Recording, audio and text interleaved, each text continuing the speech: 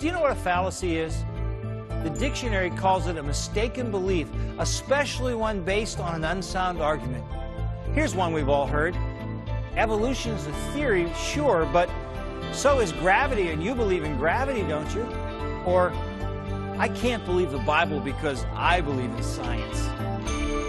Coming up next, blunders in reasoning with Dr. Jason Lisle.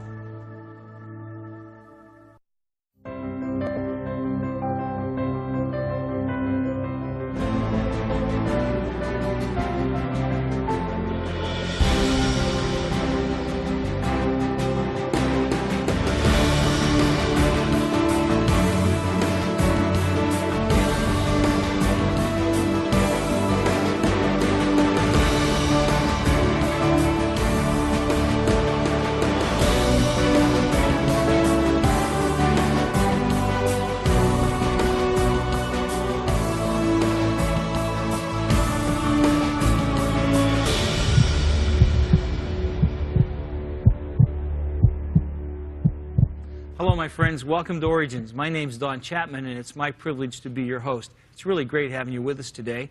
Origins is a forum where we take the evidence of science and we use it to validate the truth of creation. We have a great guest with us today. I'm really excited that Dr. Jason Lisle can join us. It's so good having you with us today, Doctor. Well, thanks. Thanks for having me on. We're wonderful to have you with us. Well, today we're going to talk about blunders in reasoning. Who's blundering and what's going on? Well, lots of people make mistakes in reasoning. They make blunders in reasoning, which we call fallacies. And what I want to point out is that evolution, most of the arguments that we hear for evolution are actually based on these fallacies, mistakes in reasoning. And so if we were really thinking properly, we wouldn't be evolutionists. Now, that's not to say creationists don't make mistakes in reasoning, because we do that too. And I think that's an indictment on us. We as Christians should be thinking logically.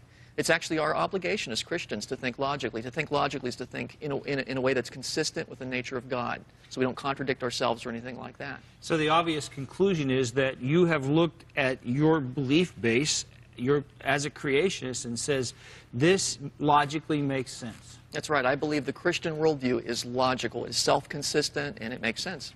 Wonderful. Well, help all of us to think logically, will you? Okay, logic basically is the study of reasoning, the correct reasoning and by implication, incorrect reasoning. Yes, sir. And so when we talk about logic, we're not talking about, specific fossils or things like that, but rather what conclusions can we draw from given facts. Usually these certain facts are assumed, and then what conclusions can we draw from that? And if you make a mistake in that chain of reasoning, that's called a fallacy, a mistake in reasoning. Okay. Now, we often talk about arguments when we talk about logic, and I should be clear, I'm not talking about a shouting match. When people think of arguments, that's what they think of sometimes. I'm talking about making a logical case for something. Okay, so an argument is basically where you have a group of propositions. A proposition is a statement that either affirms or denies something, like the sky is blue or something like that. And it's affirming something, and it's where you have a group of these where the truth of one is claimed to follow from the truth of the others. And so, for example, if we said all mammals have kidneys and all dogs are mammals, it would follow that all dogs have kidneys. That's an argument. Okay.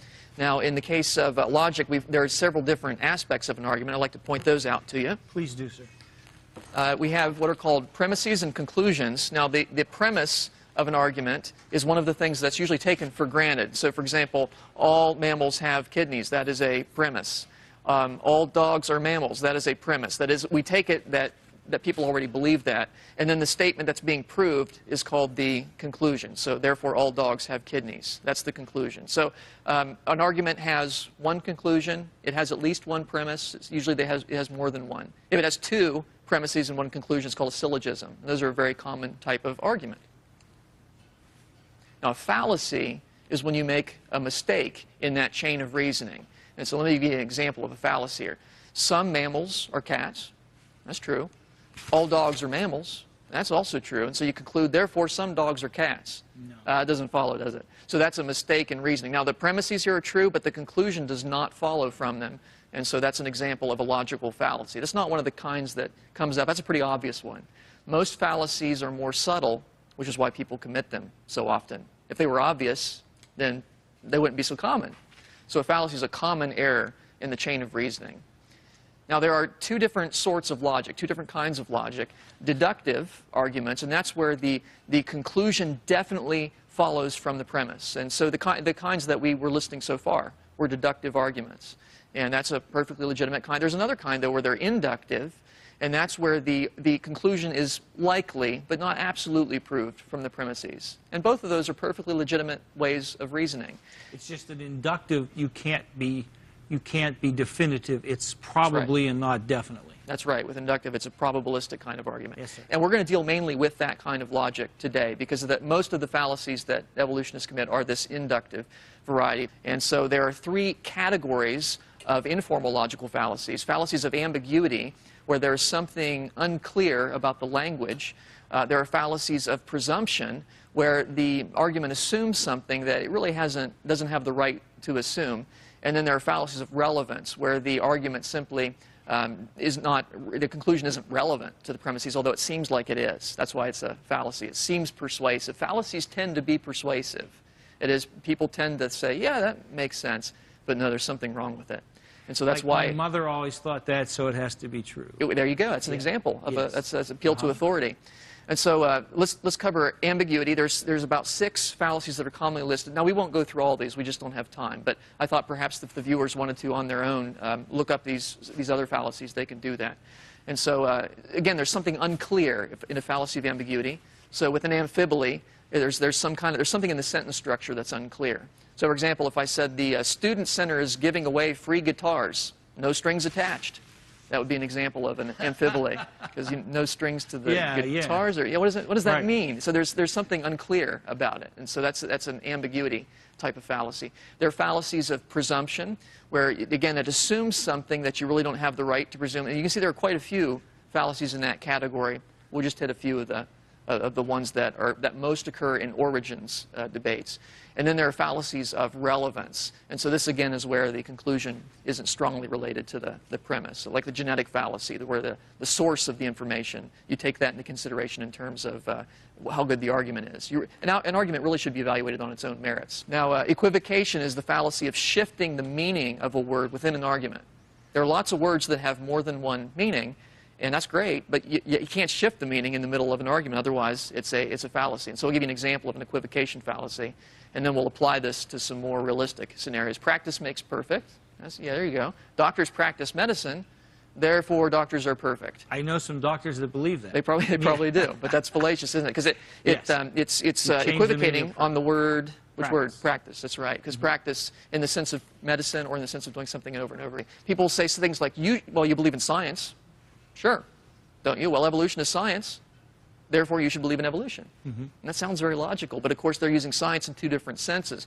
Yes, I believe in the method of science, but when we talk about evolution being science, well, it really isn't science in terms of the general method. They're talking about a specific model of origin science, which is not as powerful as operational science anyway, so they're conflating those 2 terms. Or people say, here's another one that comes up all the time. Evolution is a theory, sure, but so is gravity. Right? And you believe in gravity, don't you? So they're trying to say, well, you'd be silly not to believe in evolution because it's just like gravity. That's an equivocation because they're using the word theory in 2 different senses. Evolution is a theory in the sense that it's not proved. But when they talk about gravity being a theory, actually gravity is more than a theory, it's a law. But in any case, they're talking about theory in the scientific sense of something that's been established over and over and is verified by experimentation. Now, that's not true of evolution. No. You can't demonstrate that in a laboratory, certainly not. And so they're equivocating on that particular word. Very common fallacy. Reification is another one that I find is very common in the literature. And this is one that just often in conversations with evolutionists, you'll hear this particular fallacy. It's where you attribute a concrete and often personal characteristic to an abstraction. And if it's personal, it's sometimes called the pathetic fallacy, not because it's so pathetic, but like as in empathy. You're empathizing with the thing. And so with reification, basically you're giving something that's abstract a concrete characteristic. And I'll give you a real common example of this. When you hear evolutionists say, well, this evidence says that evolution is true. Now, evidence, like a fossil like that, it doesn't say anything, does it? It's not literally true. I mean, the fossil said, I said no such thing, right? That's what it's thinking. Well, maybe not. You see, it's a double reification there. You get the point. It's not thinking either. That's right. That's right. And so you see, but if it would, I mean, if evidence said something, you better run because evidence doesn't talk. Okay, and so he's giving a concrete characteristic to an abstraction. And just a few other examples here. Evolution figured out a way around these problems. You'll see that kind of stuff in literature. You say, well, how did it jump from here? Well, evolution found a way, as if evolution had a mind and could figure things out. It's a concept, and so it doesn't have that characteristic. But you read this all the time in That's right. evolutionary writers. That's right. That it's making this big plan and working out its plan. As if it could think, as if it could reason. Right. And you see, they do that because it bypasses the point that life really does need somebody to think through these issues, and it needs God, basically. And that's not a substitute. Life will find a way. It's a line from the Jurassic Park movie. You know, where he said, well, life will find a way. Well, an organism might find a way, but not life as a general abstract concept, okay, because it doesn't have a mind like that. Or nature selects those individuals that are most fit for the environment. Nature selects as if it had a mind. Now, I do believe in what's called natural selection, but the term actually is a fallacy of reification. Yes. And we let evolutionists get away with that. We really shouldn't. Or the evidence speaks for itself. It doesn't. Evidence doesn't say anything. Natural selection guided the development of these organisms as if it had a mind, as if it could think, as if it could guide. Science is atheistic in its outlook and procedures. Science has beliefs about God? Really? I don't think so. And if it did, it certainly wouldn't be an atheist, because science comes out of a Christian worldview anyway. Right. But no, science doesn't have beliefs like that. Science is a tool that God has given us. And so when they say things like science says, you probably heard people say, you know, well, creationists say this, but science says. Well, science doesn't say anything. Science is a set of procedures. It doesn't have a voice. Scientists say things. Now, I think there's a reason why because they could fix that by saying scientists say, but they don't say it that way. I think there's a reason for that. And what's that reason, sir? If you put scientist, all of a sudden, you've got a fallible person who can make mistakes there. Whereas if you use the word science, it sounds like this monolithic... So it sort of puts them on the equal ground with the creationists. That's right, because you could say, well, there are creation scientists who disagree with that. But if you say science says, as opposed to the creationist says, that puts creationists outside the realm of science. They're the superstitious ones. Sure. Yeah. Yes. And it treats science like this monolithic entity that's infallible. Yeah. Once you put a scientist on there, all of a sudden you got a person who can make mistakes. That's why they avoid saying it that way, I believe. That's really a good point.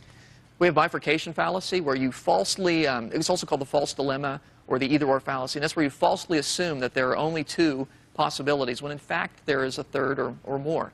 And so, for example, if I said either the traffic light is red or it's green, that would be a bifurcation fallacy because it could be yellow. Okay. So these are, like red and green are what we call contraries, but they're not contradictory because there's a third possibility there. Either Bob will go into the ministry or he will move to Kansas. Maybe he'll do both. He could go Maybe to he'll do ministry neither. in Kansas. Yeah, Yes. yeah, okay. And so the point is there are other possibilities. Or somebody might say, I don't live by faith. I'm rational, you see. Now, the implication is either you live by faith or you're rational. And I would say I live by faith because I'm rational. Yeah. And it's because I have faith in God that I can be rational. Those are not contrary positions. And they're trying to say that people of faith are not people of reason, which we believe is absolutely the opposite of the truth. That's right. And so that's a fallacy. When they say it that way, that is just a blatant mistake in reasoning. Or somebody says, I cannot accept the Bible because I believe in science. Either the Bible or science. You see the either-or fallacy being committed there. Well, wait a minute, I believe in science. I've got a PhD in science, and yet I believe the Bible. It's obviously not contradictory to believe in both. Either the universe operates in a law-like fashion, or God is constantly performing miracles. Well, it seems to me the universe could operate in a law-like fashion most of the time, and maybe God occasionally does a miracle. Although a miracle is not necessarily outside the laws of nature anyway, but that's a whole can of worms. But the point is there is a third possibility there. And when it's not mentioned, it's a bifurcation fallacy. Now, what about, here, I'll give you an example here. What about if Jesus, because Jesus said, you're either for me or you're against me. Is that a bifurcation fallacy? Is it a fallacy? Could God make a mistake in reasoning? No. Of course not. He's God, right? God is the source of all logic. Right. So in the case when Jesus says that, there really are only two positions. There is no neutral when it comes to God. So it's only a fallacy if there really is if there's a third position, as it is in this case. Or how about this one? I had a Christian say this to me. He was funning with me a little bit because he said, the Bible teaches that in Christ all things hold together, but now we know that it's gravity and electromagnetism that hold the universe together. And he was just funning with me a little bit. But the fact is, it's a bifurcation fallacy. Either God upholds the universe or gravity does. But it seems to me gravity is the way that God upholds the universe. It's both. Yeah. God upholds the universe by the laws of nature. He does it by gravity. That's right, and electromagnetism. The laws of nature are descriptions of the way God upholds the universe. That's the way I look at it. We have the question-begging epithet. That's where you use biased or emotional language to establish a point, to persuade someone of a point that's not logically established. So somebody says, this criminal is charged with the vicious murder of the innocent victim. He could have put that in a more neutral way, right? He could have said, the suspect is charged with do we know it was vicious? He was charged with killing the other person. We don't know it's a victim. We don't know they're innocent. You see, he's used emotional language to try and persuade you this person's guilty, when maybe he isn't. And so when somebody says, I pray you'll have an epiphany and stop misleading people to believe in nonsense and lies, and well, that assumes quite a bit, doesn't it? It sure does. Because I could say, you know, I was just thinking that about you, right? Because you see, in my worldview, sure you have time to unpack that. Yeah, a lot there. That's a lot in there. Somebody was complaining about our Dr. Purdom. She's a molecular geneticist. Sai, this woman received her PhD in molecular genetics from Ohio State. Our department is becoming infested with creationists. Infested? Really? Yes. Yeah. You see the emotional language there that's present in that like statement. A disease, yeah, exactly. And so that's trying to paint creationists in a negative light without really having a basis for it. Question-begging epithets can be subtle, like evolution versus creationism. They attach the ism here, but not there, implying that this is just a belief, you see. Whereas that's a fact. Now, that's very subtle, but you'll see that in the literature. Or Genesis teaches that God created 6 days. However, the best scientists, best being the operative word there, as if to say, you know, if you're a real scientist, then, you know. Stupid people believe this, but real scientists believe the other, right? That's what they're saying. That's a question-begging epithet. And they're doing it very subtly. That's right. Yeah. Then we have the ad hominem fallacy. This is where an argument is directed against a person rather than his or her position. Very common. So, for example, somebody says, Joe is a mean person, and so you really shouldn't believe anything he says. Well, maybe he is a mean person, but nonetheless, maybe he's got a good argument. Yeah. You should evaluate the argument on its own merit, not on the person that's making the argument. And another example of this is what we call the circumstantial ad hominem. And that's a little different. You're not making fun of the person there, but you're pointing out that the person has an investment in making the argument that he's making. And but the point is, that's fine. Maybe somebody does have an investment. So what? That doesn't affect the cogency of the argument. And so, for example, if somebody says, well, you're only for higher gasoline prices because you work at a gas station, all right? Now, he says, you're just making that argument because you've got an invested interest. Okay, maybe I do, but that doesn't mean my argument is necessarily bad. Maybe there really is a good argument for higher gasoline prices. I don't know what it would be, but the point is you can't just swipe the person aside because of that. Or somebody says, you'll hear people say this, you're just a Christian because you were brought up in a Christian family. Now, I'm sure that helped. I was reared in a Christian family, and I praise God for that. But that doesn't mean I don't have some really good arguments for the Christian worldview. It'd be like saying, well, you just believe in the multiplication table because you were taught it in school. Yeah, I mean, right. It is true. I probably wouldn't have figured it out on my own, but that doesn't mean I don't have a really good argument for the multiplication table, like the fact that it works and, you know, I can use it in my daily life and so on. And so ultimately, at the end of that, you still have to say, but is the argument true? That's right. And that's just look at the person. You have to look at the argument. That's right. So you can see how this is a fallacy because the person is really just sidestepping the whole argument and trying to just look at the person who's making the argument, but that is not relevant to the argument at hand. Dr. Jason, this is so helpful, but we have to take a break. And when we come back, I know you have some more good stuff for us. So don't you go away. We'll be right back.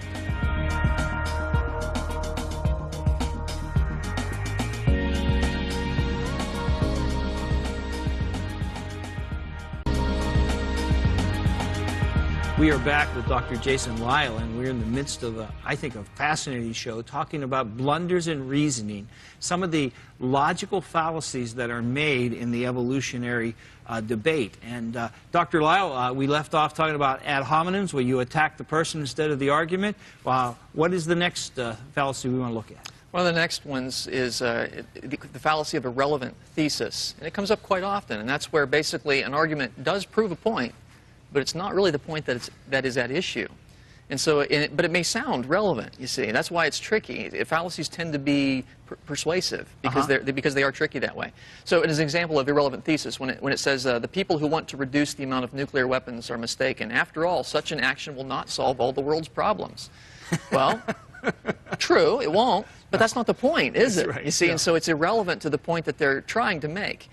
And I find that occurs often in evolutionary literature when they'll say things like, why is the universe ideally suited for life?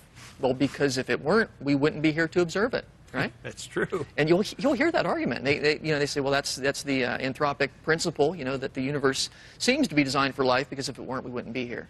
But I want to suggest that's a fallacy. It is a fallacy of a relevant thesis. I could use a similar argument and say, suppose I was the sole survivor of a plane crash, okay? And somebody comes to interview me, well, Dr. Lyle, how did you know, how were you able to survive that plane crash? And I would say, well, because if I didn't, you wouldn't be able to ask me the question, would you?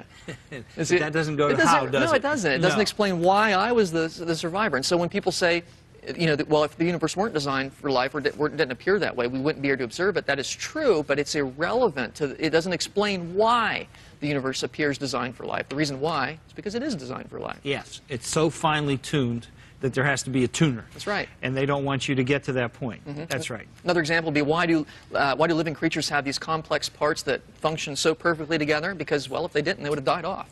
Right? Now, it is true that they would have died off, but that doesn't explain why they have the complex parts. Yeah, and how complex it is. Yeah, I see what you're saying. That's awesome. And if you think about it, natural selection explains why we don't have animals that are not adapted to their environment. It doesn't explain why we do have animals that are suited to their environment, you see. It's God that's required for that explanation. That's right. And so that's why these are all fallacies of irrelevant thesis. Now, the interesting thing about the fallacy of irrelevant thesis, it's very easy to answer.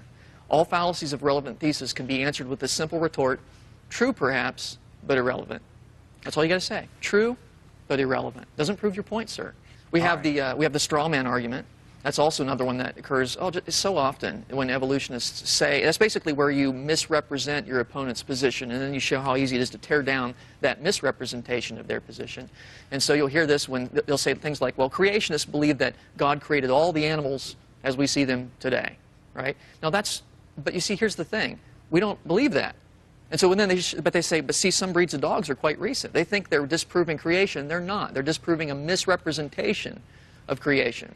Because the fact is, I don't believe that God would have created poodles in the Garden of Eden, right? No. Because they have all these mutations in them and everything, and they're running around biting your leg and so on. It'd be pretty tough to get every kind of dog on the ark. Every different variety, that's right. We only need 2 dogs on the ark. We believe in speciation, we believe in diversification. Right. We just don't believe that all life is descended from a common ancestor. So that's a misrepresentation of what we believe. Of course it's easy to refute that silly position, but that's not what we believe.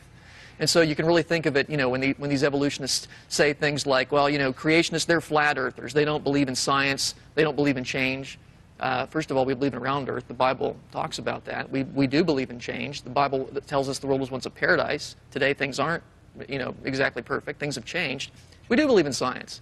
I would argue as a creationist, the science comes out of a Christian worldview anyway. It's because God upholds the universe in a consistent fashion that we're able to do science. And so you see that's a misrepresentation, but it's very easy to knock down that position. You know, these creationists, they're so dumb, they don't believe in these things. Well, we do, you see. And so that's what it really comes down to. All right, faulty appeals. We have faulty appeal to authority, for example. Actually, there are many different faulty appeals, but the faulty appeal to authority is when you appeal to a person. You say, a claim must be true because so-and-so says it's true. Okay, but the problem is people are fallible, and they might be mistaken about that. Even experts can be fallible. Now, it's not wrong to say this expert believes in this, and that gives it some weight. Nothing wrong with that. But if you say this has to be true because an expert believes in it, especially if it's not in his field.